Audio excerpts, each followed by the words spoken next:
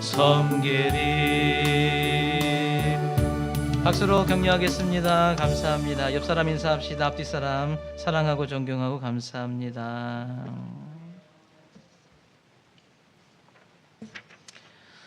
여러분, 우리 주보 첫 장 이렇게 교회 사진 나와 있잖아요. 첫 장을 보시면 제일 위쪽에 71권 52호 이렇게 적어져 있어요.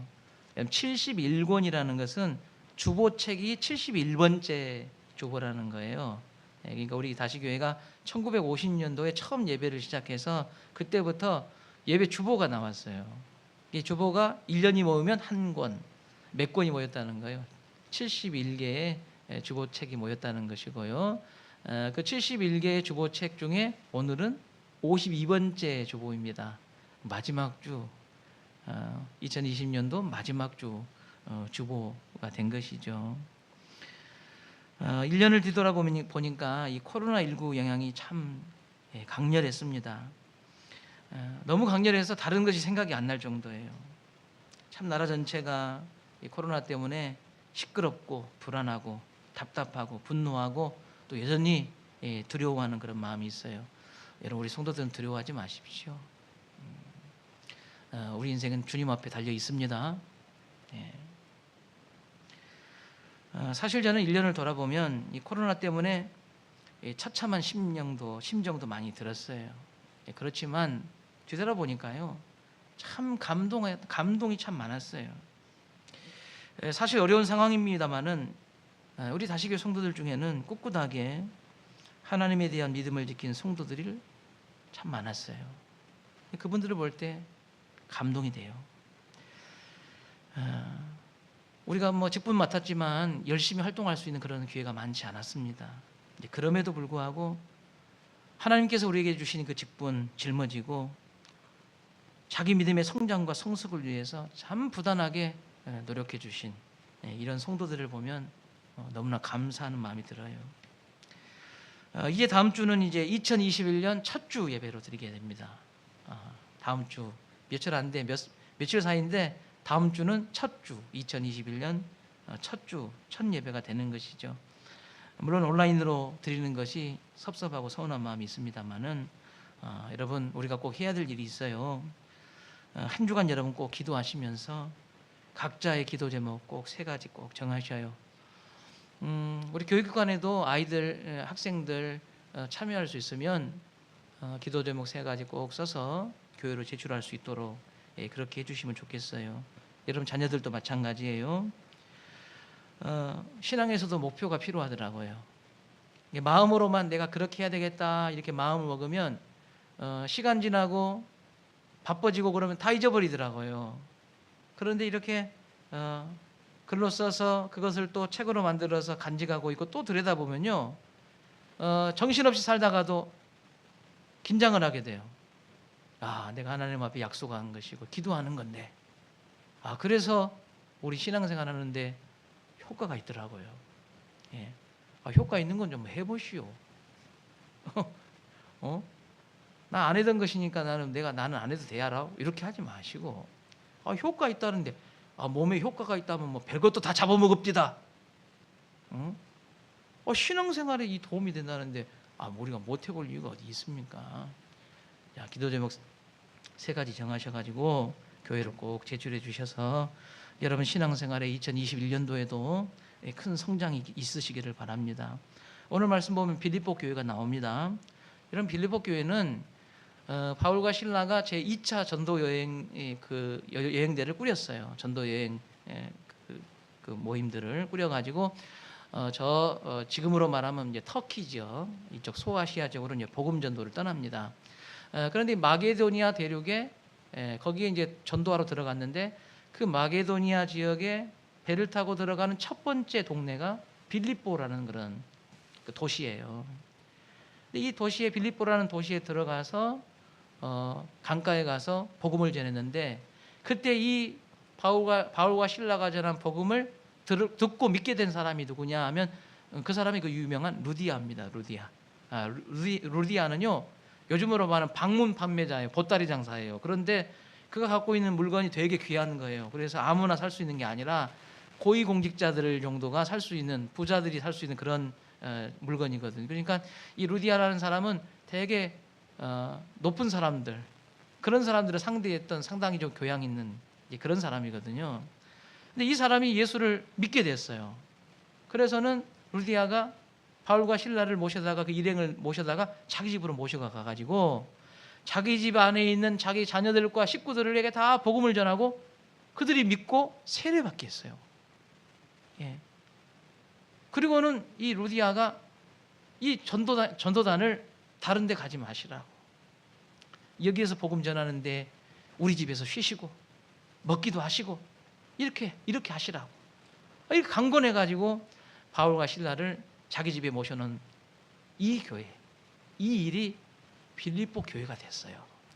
이 루디아의 집에서 빌립보 교회가 됐단 말이에요. 얼마나 여러분 귀해요, 이 루디아라는 여자가. 사도행전 15장, 16장에 보면 이 빌립보 교회가 생기게 되는 이런 과정들이 쭉 나와 있거든요. 자, 읽어보겠습니다. 두아디라시에 있는 자색옷감 장사로서 하나님을 섬기는 루디아라는 한 여자가 말을 듣고 있을 때 주께서 그 마음을 열어 바울의 말을 따르게 하신지라. 그와 그 집이 다 세례를 받고 우리에게 청하여 이르되 만일 나를 주 믿는 자로 알거든 내 집에 들어와 유하라 하고 강권하여 머물게 하니라. 이렇게 해서 빌립보 교회가 시작이 됐습니다. 근데 바울이 이 빌립보 교회가 이제 세워져서 여기에서만 복음 전하지 않고 남쪽으로 저 밑에 있는 아덴까지 복음을 전하려고 또 출발을 했어요. 그러니까 빌립보 교회하고 이별을 하게 됐어요. 그래, 이 빌립보 교회가 그 은혜가 너무나 크고 바울의 사역이 너무 귀하다는 것을 알고는 몸은 멀리 떨어져 있지만 열심히 선교 후원금을 모아가지고 교회 소식과 함께 바울에게 선교 후원금을 계속 지원하는 거예요. 바울이 많은 도움을 받았어요. 심지어는 성경에 보니까 바울이 수십 년, 아주 오랜 시간이 지나고 난 다음에 바울이 복음을 전하다가 붙잡혀서 예루살렘을 거쳐서 로마까지 포로의 신분으로, 죄인의 신분으로 압송이 됐어요. 가는 과정에 막 풍랑을 만나서 죽을 고비도 만나고 정말 고생 많이 했거든요.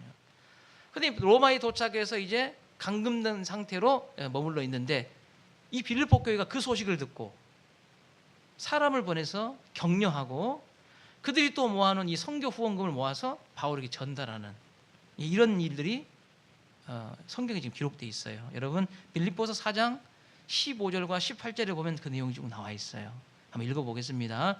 빌립보 사람들아 너희도 알거니와 복음의 시초에 내가 마게도냐를 떠날 때에 주고받는 내 일에 참여한 너희가 너희 교회에 아무도 없었느니라. 데살로니가에 있을 때에도 너희가 한 번뿐 아니라 두 번이나 나의 쓸 것을 보내었도다. 내가 선물을 구함이 아니오 오직 너희에게 유익하도록 풍성한 열매를 구함이라. 내게는 모든 것이 있고 또 풍부한지라. 에바브로디도 편에 너희가 준 것을 받았으므로 내가 풍족하니 이는 받으실 만한 향기로운 제물이요 하나님을 기쁘시게 한 것이라. 바울이 지금 로마에 감금되어 있는 상태에도 여전히 또 어떻게 알고 선교 후원금을 좀 전달하는 거예요. 여러분이 18절 제일 뒤에 보면요 이런 표현이 나와요. 이는 받으실 만한 향기로운 제물이요 하나님을 기쁘시게 한 것이라. 그들의 이 마음 씀씀이와 어려운 중에도 선교 후원금을 보내온 그것이 하나님 앞에 향기로운 제물이고 하나님을 기쁘시게 하는 것이다. 이런 표현을 했단 말이에요. 사실 지금 바울의 형편은 갇혀 있는 상태입니다. 그러니까 여러분 나이도 점점 많아지는 상태고 그 다음에 로마까지 오는 과정에서 참 고생을 많이 했어요. 그리고 감금된 상태에 있다 보니까 여러분 먹을 것이 얼마나 변변했겠어요. 내일 일을 기약할 수 없는, 장담할 수 없는 그런 상태거든요. 참 어찌 보면 전라도 말로 짠하게 됐어요. 근데 사실은 이 바울이 자기만 그런 것이 아니라 초대교회 당시에 예수를 믿는 분들이 다 이런 형편이었어요. 믿음 지키려다가 직장도 잃고요. 믿음 지키려다가 형제들에게 외면당하기도 하고 참 여전히 예수 믿는 것 때문에 핍박을 다 받으면서 쫓겨다니고 이런 형편에 이런 형편에서 자기들도 부족한 것이 많은데 빌립보 교회가 복음을 위해서, 영혼 구원을 위해서 자기의 것들을 나누어서 선교 헌금으로 이렇게 후원한 것이죠. 여러분 얼마나 귀합니까? 그래서 에바브로 디도라는 사람을 통해서 지금 전달을 하게 됐는데, 저는 이 말씀을 보다가 참 바울은 참 대단한 사람이다 이런 생각이 들었어요. 왜냐하면 지금 자기가 되게 힘든 상황이잖아요. 먹을 것도 변변하지 않고 몸도 안 좋아요. 그런데 이 귀한 사람 손님이 찾아와서 자기에게 격려도 할 뿐만 아니라 필요한 것들을 공급하려고 물질 후원을 했단 말이에요. 그러면 여러분 얼마나 귀해요. 뭐 너무 고맙다고 감사하다고 뭐 이렇게 기뻐하고 막 즐거워해야 되는데, 바울은 뭐라고 하냐면, 이런 말씀 보면 뭐라고 하냐면 나는 괜찮다 그래요. 나는 괜찮다. 내 걱정하지 마라. 나는 괜찮다. 뭔 자존심이 그렇게 센가 몰라. 우리가 인간적으로 생각해 보면 자기가 지금 그런 형편도 아니면서 그렇게 이 멀리에서 자기 형편도 안 좋은데 이렇게 모아가지고 마음을 전하면 감사합니다. 얼마나 귀합니까? 눈물이 그렁그렁하고 말이에요. 이렇게 해도 지금 그냥 마음을 전할까 말까 한데, 난 괜찮대. 당당해요. 나 걱정하지 말해. 우리가 인간적으로 생각해 보면 뭔 자존심이 저렇게 센가 몰라. 이렇게 생각할 수도 있는 부분이라고 생각해요. 누가 봐도 잘 살고 있는 것이 아니에요. 전혀 괜찮아 보이지 않는 상황이잖아요. 그런데 아마 빌립보 교인들에 대해 미안해서 예의상 그렇게 했는가 보다, 이렇게 생각할 수도 있는 대목인 것 같습니다. 그런데 바울은 그렇게 말하지 않았어요. 여러분 원문에 보면요, 얼마나 당당하게 말했는지 몰라요. 진실대로 이렇게 하겠어요. 당당하게. 나는 괜찮다. 걱정하지 마라. 그러면서 하는 말이, 나는 어떤 상황에 처하든지 간에 그 상황을 헤쳐나갈 수 있는 능력을 가지고 있다. 지금 뭔 소리 하는 거예요 지금? 예? 가만히 들어보면 지금 자기가 뭐 대단한 사람이 된 것처럼 말이에요. 내가 어떤 상황을 만나든지 간에 그 상황을 헤쳐나갈 수 있는 그런 능력을 나는 갖고 있다. 꼭 잘난 체 하는 것 같지 않습니까 지금? 여러분은 어떤 상황에 처하든지 간에 그 상황을 헤쳐나갈 수 있는 여러분 능력을 가지고 있습니까? 갖고 싶은데 그렇지 않을 때가 많아요. 어떤 일이 팍 타지만 막 겁부터 나요. 심장이 벌렁벌렁하고 걱정이 돼요. 안 좋은 생각만 막 들어요. 견뎌내는데 자신이 없어요. 어떤 상황을 대하든지 간에 처하든지 간에 그 상황을 헤치고 나갈 만한 능력이 있어야 되는데 그렇지 못한 우리의 모습을 많이 봐요. 제가 많이 들은 그런 말들이 어떤 말이냐면요, 목사님 나는 믿음이 없어서 그런지 저는 못할 것 같아요. 이런 말씀을 많이 들어요. 목사님 저도 그렇게 하고 싶은데 저는 겁이 많아서 못할 것 같아요. 저는 의지가 약해요. 이렇게 말하신 분들을 많이 들었습니다. 사실 이런 말들은 우리가 흔히 듣는 말입니다. 여러분도 이런 말들을 하기도 하고 속으로 이런 마음을 품지요. 그런 능력이 있다면 누구보다 필요한 사람, 어떤 상황을 만나든지 그것을 헤쳐나갈 수 있는 능력이 누구보다도 우리에게는 필요해요. 그런데 우리에게는 그렇게 하지 못하는 만 가지, 천 가지의 이유가 있어요.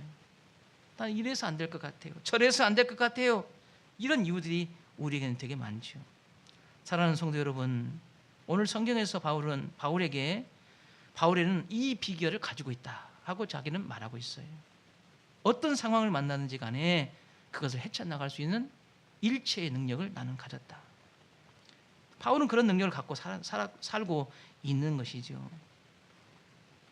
많은 성도들이 나도 그렇게 되었으면 좋겠는데 저는 잘 안 됩니다 하고 말하는 우리 성도들이 오늘 이 바울의 이 말을 듣고, 여러분도 주님 나도 바울처럼 어떠한 상황에 처하든지 간에 그 상황을 헤쳐나갈 수 있는 능력 갖기를 원합니다, 이렇게 기도할 수 있기를 바랍니다. 여러분 바꿔지기를 바라요. 저는 못할 것 같아요. 안 될 것 같아요. 못해요. 안 돼요. 이게 아니라 주님 저도 헤쳐나갈 수 있어요. 저도 할 수 있어요. 여러분이 먼저 저한테 하는 말인 것 같아요, 이게. 자, 바울은 이렇게 어떤 상황을 만나든지 간에 나는 이것을 헤쳐나갈 수 있는 능력을 가졌다고 이렇게 자신 있게 말하는 근거가 뭐냐 하는 것이에요. 자, 오늘 말씀 빌립보서 4장 11절과 12절 말씀에 나와 있어요. 자, 읽겠습니다. 내가 궁핍함으로 말하는 것이 아니니라. 어떠한 형편에든지 나는 자족하기를 배웠노니 나는 비천에 처할 줄도 알고 풍부에 처할 줄도 알아. 모든 일 곧 배고픔과 풍부와 궁핍에도 처할 줄 아는 일체의 비결을 배웠노라. 아멘. 여러분, 그 비결의 첫 번째는 자족한다. 나는 자족하는 마음이 있다, 이게요. 이 자족한다. 자족하기를 배웠다. 성경 원어에 보면, 이 헬라어 원어에 보면요, 이 자족하다는 말이 어떤 뜻이냐면요, 만족하다, 충분하다, 그런 뜻이에요. 이게 지금 상황이 나는 만족하다는 거예요. 만족스럽다. 여러분, 지나가다 넘어졌는데 팔이 부러져가지고 병원에 입원했어요. 만족스러워요? 전도여행 가는데 잡혀가지고 죽을 만큼 두드러 맞은데 지금 만족스럽습니까? 이게 자족합니까 지금? 죄인의 신분으로 배를 타고 가는데 물에 빠져가지고 또 죽을 고비를 했어요. 여러분, 이게 만족합니까 이게? 아니, 주어도 받아도 부족한 판에 뭔 만족이 어디가 있어요?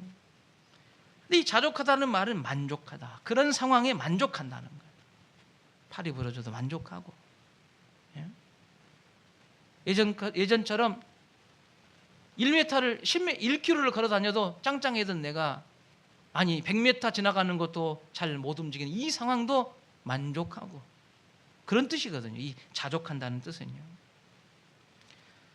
바울이 복음을 전했던 이 소아시아에는요, 이런 이 철학 사조가 있었어요. 당시에 이 소아시아에는요, 가장 명예스럽게 여긴 것이 뭐냐면 훌륭한 선생님들을 만나서 그 선생님들에게 가르침을 받는 거예요.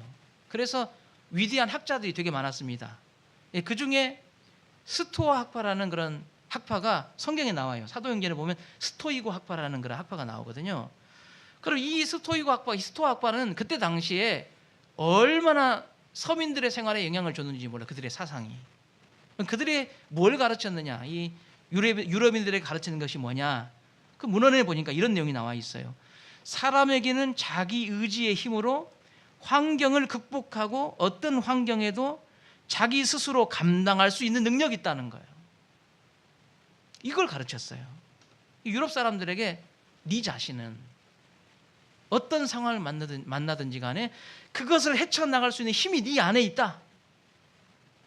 이렇게 가르쳤어요. 여러분, 얼마나 매력적이에요. 여러분, 요즘 영어로 말하면 이게 뭐예요? I can do it이에요. I can do it. 나 할 수 있다. I can do it. 여러분 자녀가 두려운 일을 앞에 두고 막 못하겠대. 그러면 부모들이 제일 많이 하는 말이 뭐예요? 할 수 있어. 할 수 있어. 해봐. 할 수 있어. 여러분, 예수님 시대에도 이 사상이요, 백성들의 마음에 꽉 차 있었다니까요.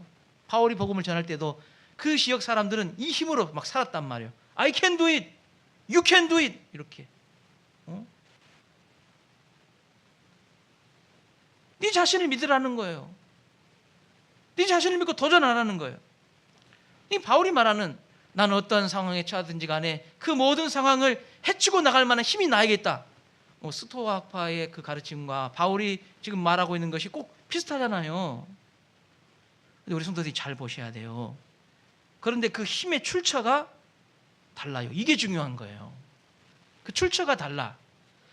스토아파는 어떤 상황을 만나든지 간에 헤쳐나갈 그 힘이 뭐냐면 네 지혜야. 네 지혜. 네 경험이 그렇게 할 거예요.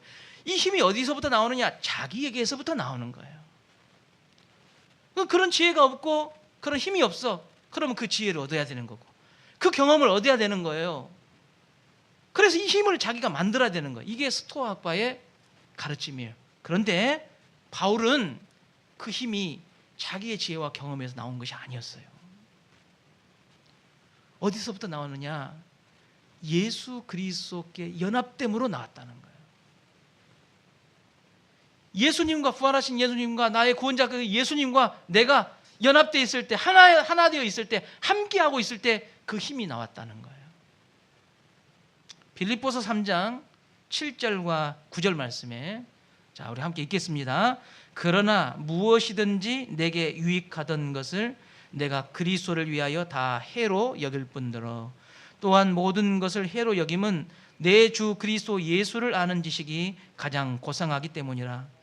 내가 그를 위하여 모든 것을 잃어버리고 배설물로 여김은 그리스도를 얻고 그 안에서 발견되려 함이니 내가 가진 의는 율법에서 난 것이 아니요 오직 그리스도를 믿음으로 말미암은 것이니 곧 믿음으로 하나님께로부터 난 의라. 여러분 지혜 있기로 따지면 바울같이 지혜로운 사람이 어디 있어요? 참 많이 배운 사람이에요. 유럽에서 많이 배우고 똑똑한 사람들이 바울과 토론하기 시작하면요 꼼짝을 못해요. 여러분 바울은 다소에서 여러분 다소가 이 바울이 지었던 살았던 지역이거든요. 다소에는요 전 세계의 책들이 다 모이는 곳이 다소예요. 어렸을 때부터 자기 아버지로부터 교육을 잘 받아가지고요 이런 책들을 익숙하게 다 알고 있는 사람이에요. 그러니까 얼마나 똑똑한 사람이에요. 학자예요, 학자. 스토이고 학파의 그 유명한 학자가 바울 앞에 바울과 이야기하면 쩔쩔맨다니까요. 이 정도의 사람이에요. 그가 많은 학문을 통해서 많은 사람들을 접하면서 경험이 쌓일 때 여러분 얼마나 자신만만해요. 그런데 빌립보서 3장을 보세요. 7절에 보니까 내가 예수를 만나고 난 다음부터 내가 갖고 있는 지혜나 내가 경험한 것은 아무것도 아니더라. 아무것도 아니야. 나는 이 지혜 가지고 이 경험 가지고 어떤 상황을 만나든지 간에 헤쳐가려고 했는데 예수의 지혜는 그 어떤 상황에서도 헤쳐나갈 수 있는 힘이 되더라. 그래서 내가 갖고 있는 것 부끄러운 것으로 아무것도 아닌 것으로 버려버렸다는 거예요. 이건 아무것도 아니더라. 여러분 많은 사람들은 환경이 중요하다고 이야기하거든요. 근데 환경보다 더 중요한 게 뭐라고 이야기하냐면요 마음먹기라는 거예요. 환경이 아무리 안 좋아도 마음을 어떻게 먹느냐에 따라서 환경도 바뀐다는 거예요. 모든 상황을 바꿀 만한 힘이 어디서 있다는 거예요? 내 마음에서부터 있다. 그렇게 가르치는 거거든요. 그러나 바울은 예수를 믿고 난 후에 이 모든 것들을 다 버렸다고 말하고 있어요. 예수 그리스도를 아는 지식, 그 지식이 그 어떤 것과 비교할 수 없이 가장 고상하다, 가장 높다. 그 높은 지식 말고 그 무슨 지식이 필요하냐. 그렇게 지금 외치고 있는 거예요. 골로새서 2장 3절 말씀에도 동일한 말씀이 나와 있어요. 한번 읽어보겠습니다. 그 안에는 지혜와 지식의 모든 보화가 감추어져 있느니라. 예수면 된다. 그 속에 다 들어있다. 그분이면 된다. 내가 만나는 모든 상황 그 예수 한 분이면 된다. 그분이 나를 가르치실 거다.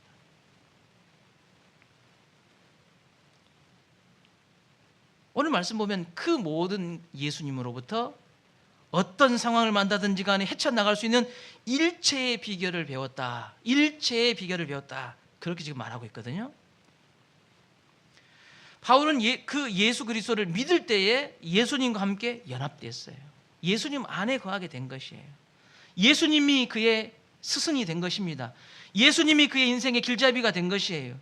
그러다 보니 어떤 상황을 처하든지 간에 그 상황을 헤쳐나갈 수 있는 일체의 비결을 누구한테 배운 거예요?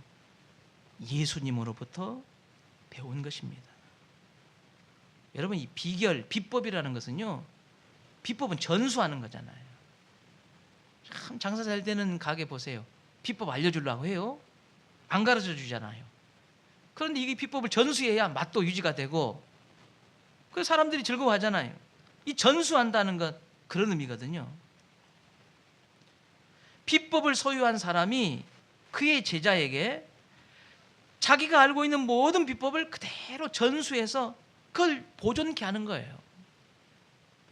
이걸 우리는 이 비법을 전수한다 그렇게 말합니다.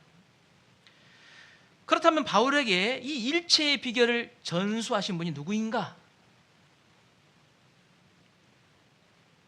그것은 일체의 비법을 소유하신 예수 그리스도이십니다. 그 예수님께서 바울에게 그가 가지신 일체의 비법을 가르치시고 경험하게 하시고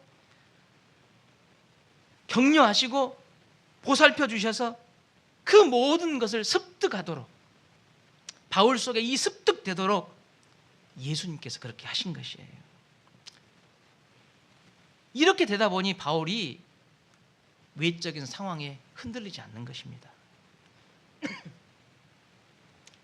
여러분, 우리가 예수님과 함께 있으면 외적인 환경으로부터 우리는 영향받지 않을 수 있어요. 여러분, 몸이 아프고 가난하고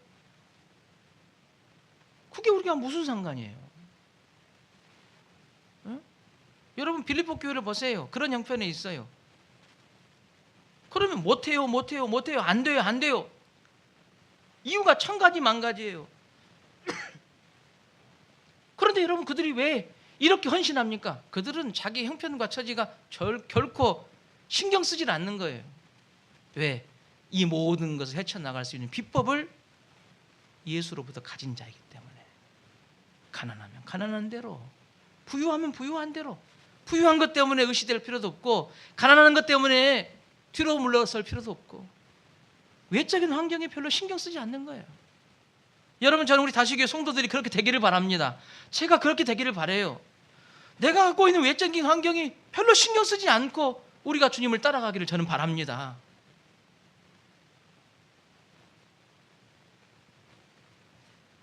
예수님은 결코 외적인 환경에 영향받지 않으셨습니다.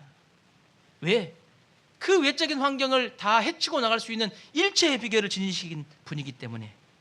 우리도 그 비결이 우리 안에 있다면 우리도 어떤 환경에도 결코 우리는 영향받지 않습니다. 예수님은 그렇게 사셨고, 또한 예수님을 따르는 모든 제자들도 그와 같은 삶을 살았음을 우리는 볼 수가 있습니다. 바울의 자족이라는 것, 풍부하든 비천하든 그 환경에 연연하지 않는 것이에요. 내가 처한 환경에 연연하지 않아요. 이게 바울의 비법이에요. 예수님이 알려주신 비법입니다. 세상 사람들은요, 내 생활이 풍요로운 것에 대해서 목표를 삼아요. 이것을 이루기 위해서 지혜가 필요하고 경험이 쌓이기를 원하는 거예요. 그런데 바울은요, 이런 외적인 환경에 대해서 전혀 신경 쓰지 않아요. 그게 중요하지 않아요. 그게 중요한 것은 오직 한 가지예요. 오직 그리스도를 알아가는 지식. 어떻게 하면 더 예수님을 사랑할 건가? 예수님을 어떻게 하면 더 닮아갈 건가? 그분이 나에게 짊어지신 나의 십자가, 이 십자가를 어떻게 지고 내가 그분을 따라갈 것인가? 이것이 예수 믿는 사람들의 목표입니다. 바울의 목표예요. 그러다 보니 이 목표를 위해서 나의 환경과 처지는 별로 제약이 되지 않는 거예요. 의미가 없는 거예요. 아무리 어려운 환경에도 그는 슬프지 않고, 아무리 혹독한 상황에서도 그는 두려워하지 않아요. 그 예수로부터 그 모든 일체의 비결을 배웠기 때문에 그렇다는 거예요. 그러다 보니 바울은 아주 중요한 말씀, 빌립보서 4장 13절 말씀을 외치고 있어요. 자, 빌립보서 4장 13절 말씀 우리 다 함께 읽겠습니다. 내게 능력 주시는 자 안에서 내가 모든 것을 할 수 있느니라.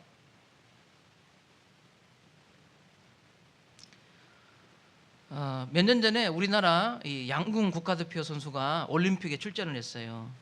그래서 이 결승전에서 진짜 몇 점 차이로 앞서거니 뒤서거니, 한 발 쏘면 또 앞섰다가 또 한 발 쏘면 또 뒤서거니 하고, 이렇게 막 얼마나 긴장된 상태가 계속 유지가 되는지 몰라요. 그런데 마지막 이 선수가 나와서 그 엄청난 긴장 속에서 관역에다가 활을 쏘는데요, 눈 하나 깜짝하지 않고 떨리지도 않고 활을 쏴가지고 10점 중앙 관역에다 계속 꽂는 거예요. 그래서 금메달을 땄어요. 얼마나 쾌거를 이뤘는지 몰라요. 그래서 리포터가 가가지고 이 선수한테 물어봤어요. 아니, 떨리지도 않느냐고. 그 긴장된 순간에 어쩜 그렇게 침착하게 연습한 대로 그렇게 중앙에다 꽂아서 금메달 딸 수 있느냐. 그런데 이 자매가 이런 이야기를 했어요. 그래서 유명해진 말씀이 빌립보서 4장 13절 말씀이거든요. 자기는요, 활을 쏠 때마다 이 말씀을 외우면서 쐈대요. 내게 능력 주시는 자 안에서 내가 모든 것을 할 수 있느니라. 요거를 계속 외우면서 쐈대요. 한 발 쏠 때마다, 또 자기가 원하는 곳으로 화살이 안 날아가고 실수할 때도 내게 능력 주시는 자 안에서 내가 모든 것을 할 수 있느니라. 이런 마음을 가지고 한 발 한 발 쐈대요. 그랬더니 실력이 나오고 그 바람을 타고 바람을 가르고 관역의 중앙에 확 꽂히더라는 거예요. 그래서 하나님께 영광을 돌리더라고요. 예? 사랑하는 다시교회 성도 여러분, 능력 주시는 자 안에서 모든 것을 할 수 있습니까?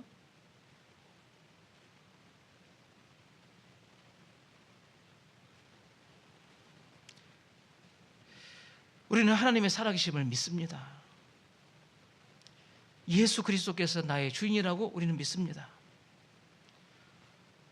우리는 하나님을 믿고 예수 그리스도가 나의 주인이라는 것을 믿는다면, 바울도 그것을 믿고 내가 능력 주시는 자 안에서 내가 모든 것을 할 수 있습니다 하고 외친 것이 바로 나의 고백이 되어야 합니다. 그리고 담대하게 도전해야 그것이 바로 믿음입니다.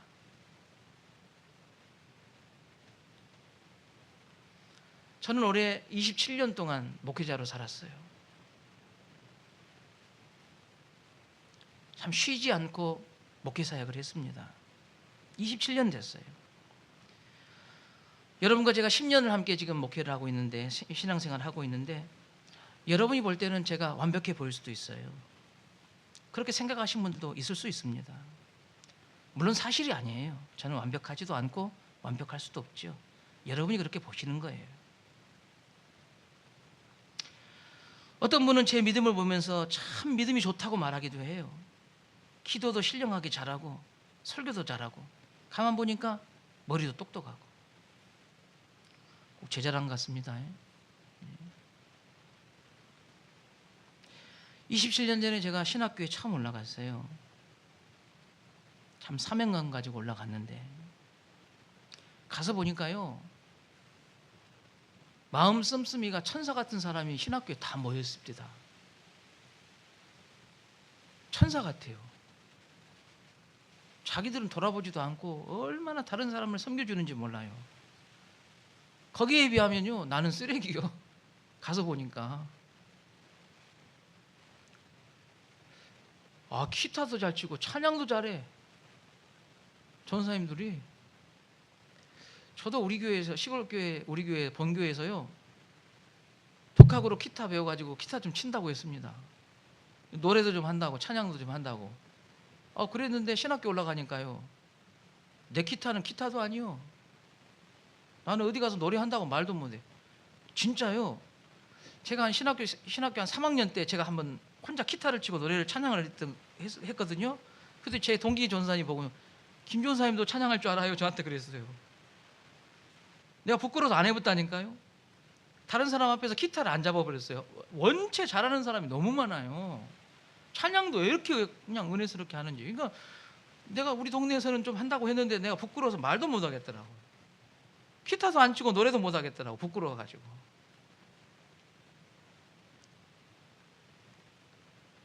저희 과에 아주 사회를 잘 보는 전사님이 한 분이 계셨어요.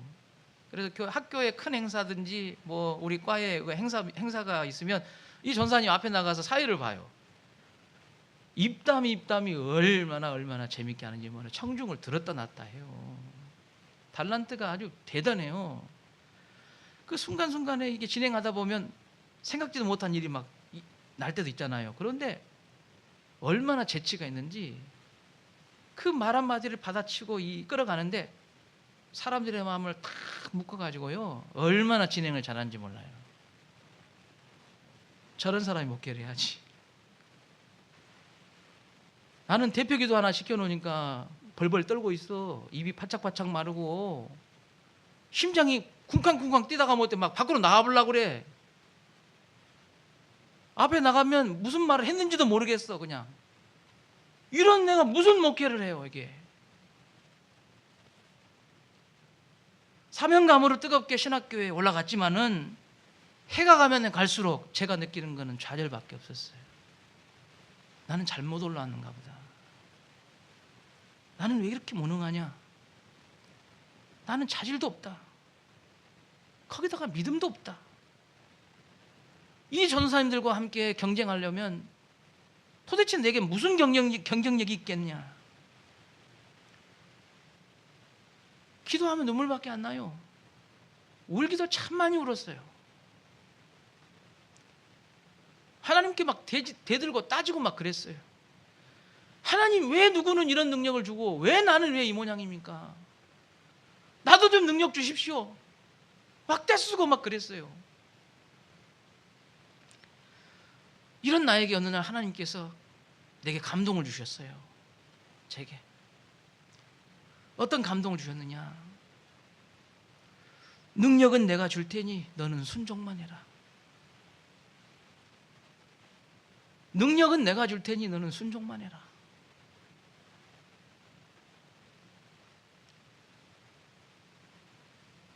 저는 목회를 잘 못해요.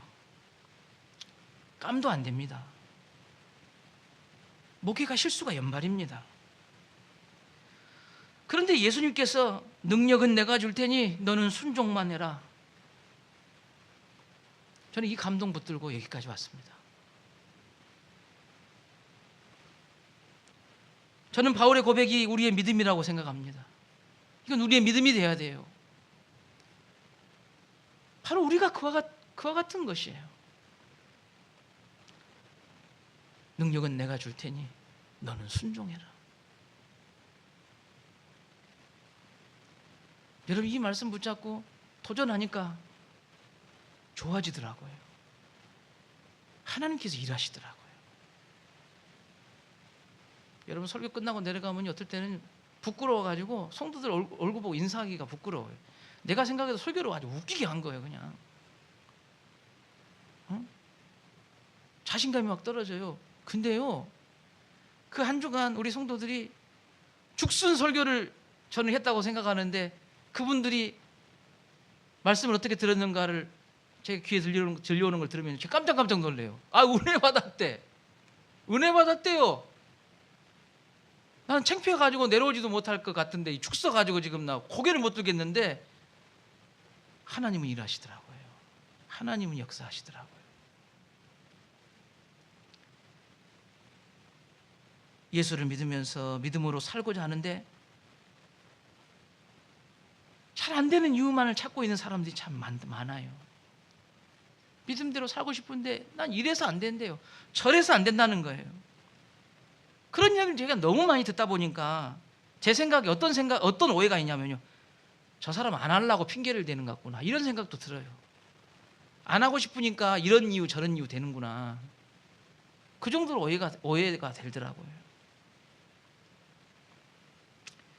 예수님께서 나를 택하시고 부르신 것을 믿는다면 나를 가르치시고 함께 하시는 분이 누구이신지를 잊지 마십시오. 그분은 모든 상황을 역전시키시는 예수 그리스도이십니다. 어떤 상황에도 헤쳐나갈 수 있는 일체의 비법을 지니신 그 예수께서 나의 선생이 되시고 스승이 되시고 나의 보호자가 되시고 그가 갖고 있는 모든 일체의 비결을 내 삶을 통하여 가르치십니다. 그러므로 예수님 때문에 어떤 환경과 상황에서도 나는 헤쳐나갈 수 있는 일체의 비결을 우리는 배울 수 있음을 믿고 나아가시기 바랍니다.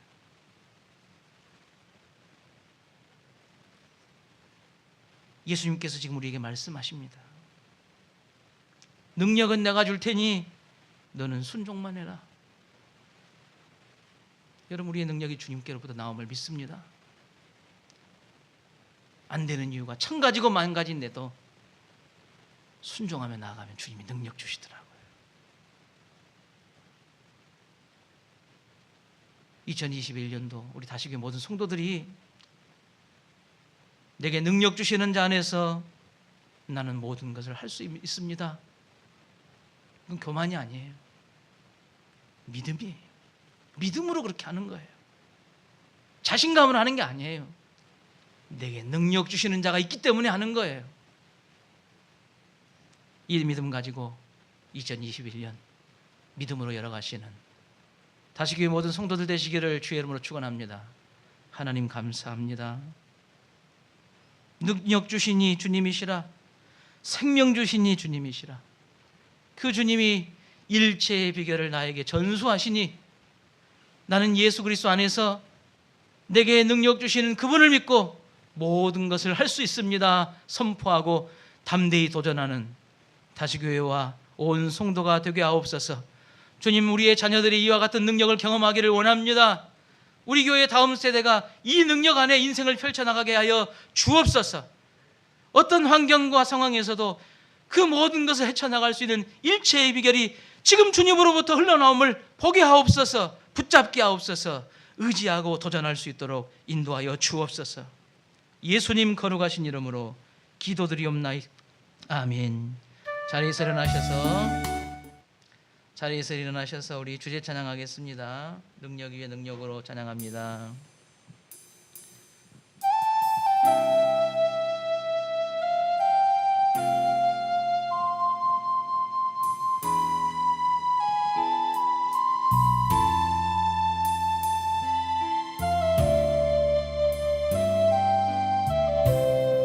능력 위에